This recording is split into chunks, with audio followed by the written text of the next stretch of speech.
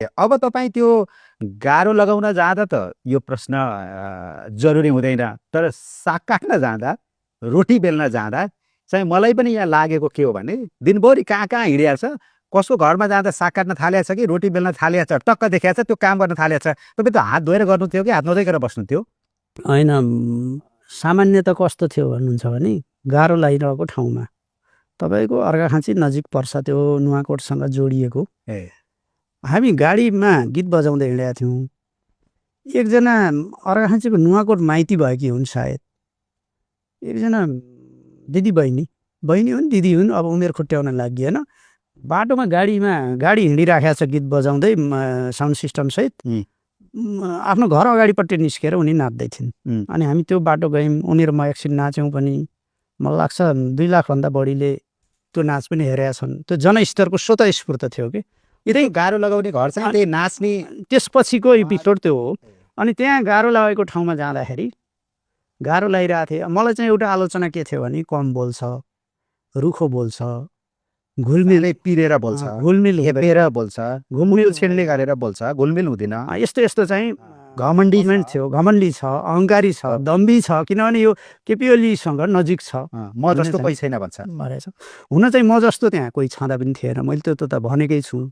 व्यक्तिगत रूपमा डाक्टर गोविन्द पोखरेललाई म सम्मान गर्छु, तर होइन, भोटका आधारमा मात्रै पनि कुरा हुन्न, योग्यता क्षमताका आधारले पनि उहाँका निश्चित क्षमता छन्, मेरा निश्चित क्षमता छन्, ती भेट हुन्नन् कि। जनस्तरसँग एसोसिएसन कसरी हुने त भन्दा गाह्रो लागेको ठाउँ छ, मानौँ काम गरिरहेछन्। अब म जाने बित्तिकै काम छोडेर उभिएर कुरा गरेको भए म गाह्रो लाउन एसोसिएट हुन्थेन। उहाँहरू काम गर्दै उल्टो डिस्टर्ब गरेको हुन्थ्यो। काम गर्दै जाँदा म एसोसिएट हुँदै म चाहिँ सूर्य थापा हुँ, ल सहयोग गर्नु होला भने उहाँहरूले चाहिँ चिन्तै नगर्नुहोस् भन्ने कमेन्ट गर्नुभएको छ। म अगाडि बढेँ होइन। त्यति गर्दा तपाईँलाई अर्को पनि के थाहा थियो भने यो भिडियो राम्रो बन्छ र चल्छ भन्ने पनि थाहा? होइन, म भिडियो राम्रो पनि सचेत हो मान्छे, बुझेको मान्छे, भिडियो केन्द्रित थिइनँ म। नभए पनि यसले काम गर्छ भन्ने। अनि मेरो टिमका साथीहरूले चाहिँ यो भिडियो हालौँ कि नहालौँ भनेर भनेको थिए मलाई। जनतासँग एसोसिएट भएको कुरा हो, हालेर केही बिग्रिन्न, तर अगाडि पछाडि त्यो डिस्टर्बिङ केही चाहिँ साउन्डहरू हुनसक्छ, त्यो हेर्नु है भनेको थिएँ। ल, तपाईँले यो चाहिँ अलि आरोप खण्डन गर्ने खालको त्यो प्रतिक्रिया थियो भन्नुभयो। मेरो प्रश्न थियो त्यो हात धोएरै जनताको घरभित्र साग काट्न र रोटी बेल्न साग काट्ने ठाउँको चाहिँ म भन्दैछु है। खवाङ काट्न जाउँ न, सारीबाङमा पुगेको थिएँ म, नौबेनी गाउँपालिकाको। अब त्यहाँ चाहिँ उहाँहरूले साग काटिरहनु भएको थियो। अनि मैले सोधेको पनि छु, अब तपाईँहरू एकदम धपेडीमा हुनुहुन्छ, हामीलाई पनि ढिलो छ, यो खाना पकाउने टाइम पनि थोरै लाग्छ, मैले सहयोग गरौँ कि भ्याउनुहुन्छ छिटो भन्दा होइन हामी भ्याइहाल्छौँ भन्थे। म चाहिँ हात धोएरै बसेको थिएँ। अनि त्यो म अघिल्लो पालि पनि चुनावमा खाना खान गएको घर थियो, अहिले पनि त्यहाँ खाना खान गएको बेलामा ल साग काटिदिनुहोस् न त त्यसो भए भनेर ती दिदीबहिनीहरू उनीहरूसँग चाहिँ कुरा गर्ने मेलोका लागि, कुराको मेलोका लागि हो, त्यो भिडियो भाइरलका लागि होइन।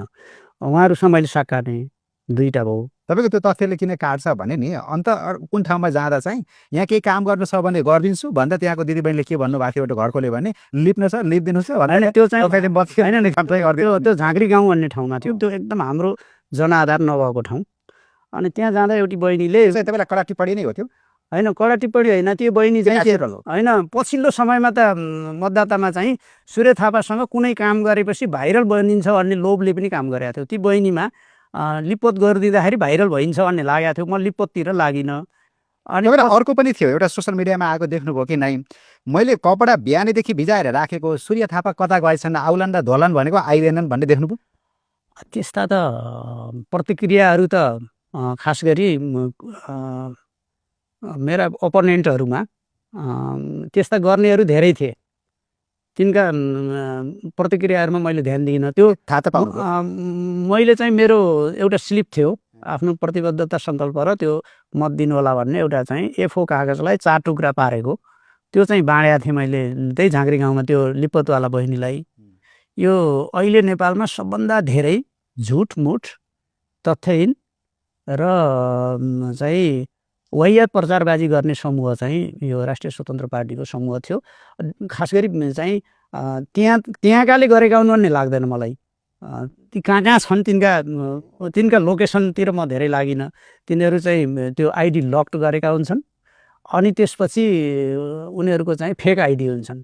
दुई थरी मान्छेहरूले चाहिँ त्यसलाई सूर्य थापाले पैसो बाँड्यो भनेर पनि प्रचार गरे होइन। त्यो त्यही झाँक्री गाउँको त्यही बहिनीसितको कुरो हो।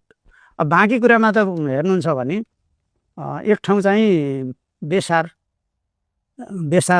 काटिराखेकी चाहिँ एकजना महिलाले होइन आउनुहोस् यहाँ बेसार चाहिँ काटम मिलेर एउटा भिडियो बनाउन मन छ मलाई भनेर पनि मैले बनाइदिएको छु। त्यो चाहिँ ठिक छ। अब तपाईँलाई म प्युठानबाट अलिकन माथि ल्याउँछु। अब